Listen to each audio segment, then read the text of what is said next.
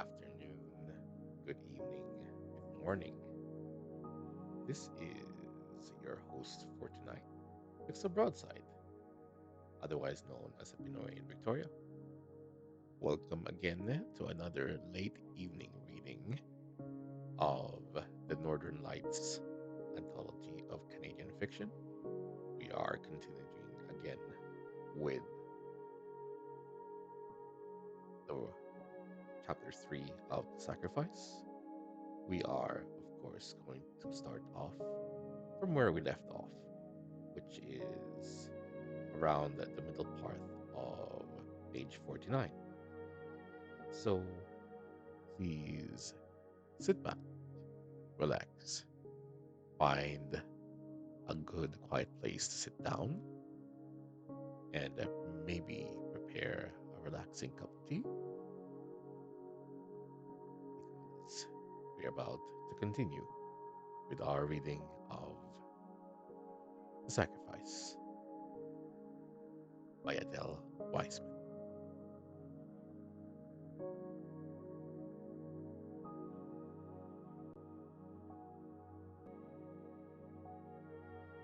Well, the two boys studied until there was no more for them to learn in our small town. Moses was already known for miles around as a cantor. Still, he wanted to learn more music to develop his voice. Jacob taught in order to continue his studies. They wanted, both of them, to go to the big city, where there was a seminary. Here, Jacob could teach and continue to study, and Moses could continue to sing as a cantor in a big synagogue and continue to study as well. They were willing to work, my boys. They did not just expect that their father should, in any way that he could, pay for them. They worked hard. After Isaac had his bar mitzvah, they set out for the big city. They had been gone before to study and work, but only to the neighboring small towns and cities. They had always been home for the high holidays. Whenever Sarah felt lonely, I could always send them a message and they would come, young boys, on foot if they had not the money for the carriage, to see their mother. We never felt that they were really gone. Abraham looked about him. The sky was beginning to darken around the edge of the mountain. How long ago was it? 4 years? More? Less? It was as now. He was beginning to find it more difficult to talk. Something was beginning to pull painfully at the back of his throat. He leaned forward and scrutinized the ground in front of the bench without seeing it. This year it is different. The house is more quiet. No ringing laughter and snatches of song. Isaac reads a good deal and is often by himself. Pesach is approaching, and we are preparing to celebrate the Passover. But it is to be a different Passover. It will not be such a celebration this year with the boys away for the first time. It is too far away for them to come back this year. There is not enough money. In the house, it is beginning to be lonely. My wife goes about the house sighing because her children are growing up. Where will they celebrate? Who will take them in and make them at home? In the town, the peasants and townspeople are preparing for their Easter. They are beginning to be restless. The church bells ring more often, and the priests call them for meetings. Suddenly, from nowhere, a troop of Cossacks appear. It is quartered in a neighboring village, but the Cossacks wander about everywhere in town. The Goyim look at the Jews. The Jews start to look at each other. The air becomes harder to breathe. At night, I crawl into my root cellar and bury my valuables, some here, some there, as my mother used to do. Everything that is small enough is hidden away. Other Jews that I know slip silently out of town, those that have a stronger premonition. We began to be happy that Jacob and Moses are away. We barricade our doors at night and go as little as we can out onto the streets. We do not let Isaac out of our sight. Above the neighboring grocery store, three families have gathered together and have already barricaded themselves in. There is a quietness in the town that is not of sleep. Still, Sarah prepares for Passover, and we help her about the house, hoping that nothing will really happen this time. But in bed, we lie awake and listen and wait. On their Good Friday evening, the Christ dies. The church bells begin to clamor, and at the signal, the Cossacks come thundering into town. The church doors burst open, and the goyim surge into the street looking for Jews. Your neighbor is no longer your neighbor. A fiend has possessed him. Is this a man? No. He reveals what is inside of him, a beast. For 3 nights and days the church bells ring, and for 3 nights and days we hide. First of all the townsfolk lead the Cossacks to the grocer's. The house is dark. They start to shout up at the Jews. They have been told that the families are hiding there. They make loud jokes and tease them to come out. Inside the house remains dark and silent. Those within, you can imagine how they clutch each other and pray. Then the crowd grows noisier. They start to shout and curse up at the house. Our neighbors, townsmen, egg the Cossacks on. A group of townspeople run to get kerosene and faggots. The Cossacks set fire to the house. All night the house blazes. Those inside are trapped by their own barricade. The night is filled with screaming. It vies with the church bells for an audience in heaven. That was the first. All night they go from house to house. What are barricades to them? What are our lives to them? Barbarians. Mikhail Michklovsky invited me to the wedding of his son. We drank wine together. He told me afterward that he was one of the worst of them. In the meantime, we find our way to the home of a peasant with whom I have dealt for years. His wife takes us in and hides us in the vegetable cellar. For 3 days and 4 nights, in all we are in darkness. From time to time, the farmer or his wife brings us water. We eat dirty carrots and raw potatoes, but that is nothing.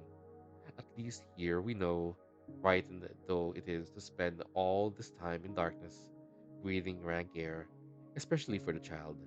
At least we know that we are safe for now. Then, on the fourth morning, they come to tell us that all is still. The Jews are beginning to return to town. Christ is sated. We emerge from the cellar as from the tomb. We are alive again, but even the light seems hostile to us. For a while we are nearly blind. It hurts us to see.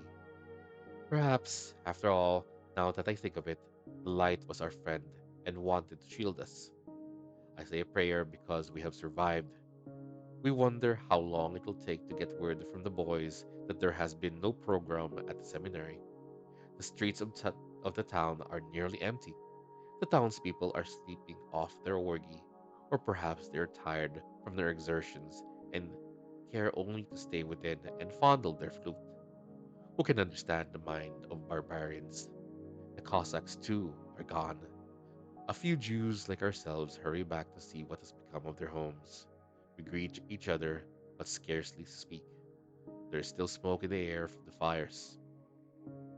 On the way to the center of town, we are met by a neighbor of ours. When she sees us, she bursts into tears and runs past us. I call after her. Rachel, what is it? Whom have you lost? She does not stop, does not answer. My wife begins to cry. My heart is suddenly heavy.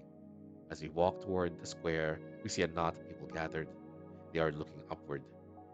On two long, I don't know what they were, poles. Something is hanging. Two bodies. Something in my heart gives a rip. I start to run towards the crowd. Ah! Abraham moaned as though something was strangling him. He looked away from shame. His fingers worked convulsively in his beard. His throat was constricted and painful so that he had to speak slowly. His face was red and there was sweat on his temples. Can you imagine what good boys they were? There was an edge of pride in his voice. To walk all that way, money they didn't have, their shoes were worn through, all that way to be with us for Passover. How fine, how fine. What could have possessed them? Why couldn't they have stayed at the ceremony this one Passover? Pesach comes every year. Foolish boys. Oh no, not foolish, my sons, my fair fruit, to give us pleasure, to be with us. For 1 year we could have done without it, and still have that pleasure now. It's useless to argue. It's done. It's done. Can you wonder that she stands now, Sarah, in one place for so long and forget what and where, and for the boy to see this? Abraham got up. He wiped his hand across his face. He walked to the corner of the synagogue and stood for a moment, looking across the street towards his house. For a few moments, he moved about aimlessly, quickly, back and forth. Sweat and tears ran down his face. His arms moved as though he had no longer any control over them. Jaime could think of nothing to say. Finally, Abraham sat down again. We thought that my wife had died right then, he resumed in a voice that was, for him, quiet. The women carried her away. I remained with the men to cut down my sons. For a while, this problem occupied all my thoughts: how to get them down without hurting them, as though they couldn't be hurt anymore. They had been clever to get them up so high. I don't know what happened to Isaac. I think he ran first to his mother and then back to me and could not find a place for himself. I know that when we brought the bodies back to the house, he was beside me. Well, death cuts a gap in life. Suddenly you see nothing. The pit. A piece is wrenched away from you. An arm? A leg? No. These you can do without. A piece of your soul. A piece of what ties you to God. The death of a friend makes you think. It makes you look about you and wonder that your own life goes on. You must put your life together again differently, without his smile, without his hopes. When I was young, I heard that a friend of mine had died. Abraham spoke more quickly now. He was speaking impersonally. He was regaining control of his voice. A young boy, too. I had to remind myself time and again that now I must no longer ask. And what has become of Daniel? Has he learned to dance yet? Or does he still need the dough with his feet? Was not even a good friend. I didn't even like him particularly. Still, he was young. Who cannot pity the delicate green things that die? In the end, I told myself that God knew best whom to take and whom to leave. It was not for me to argue his decisions. So Daniel gradually became just a boy who died. And after him, there were others. Sickness, pogroms. God knew best.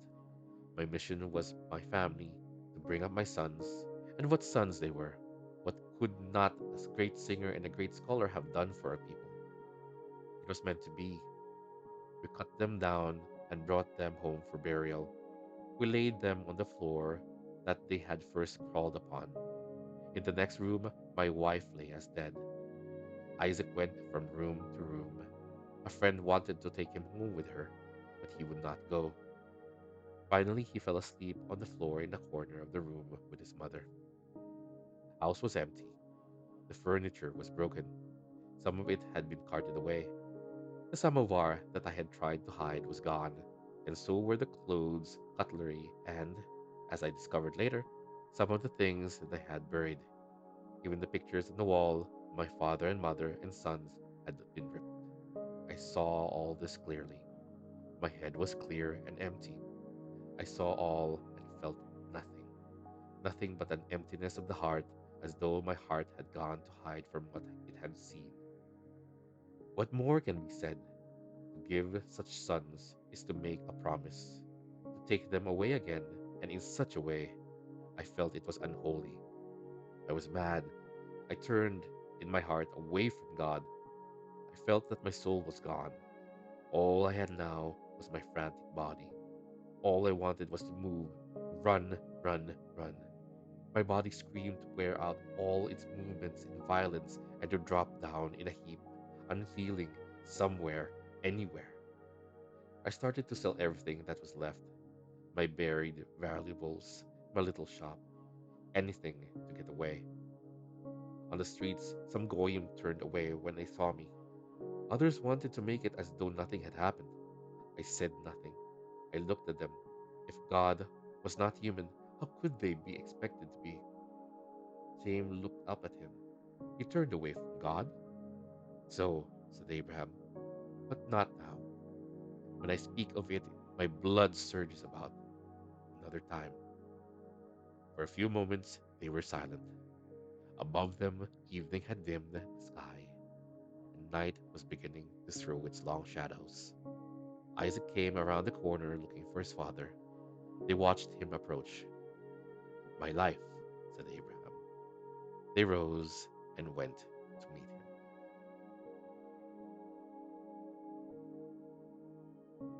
And that is pretty much the end of chapter 3. So this reading goes from the middle of page 49 and a little around the start of page 53.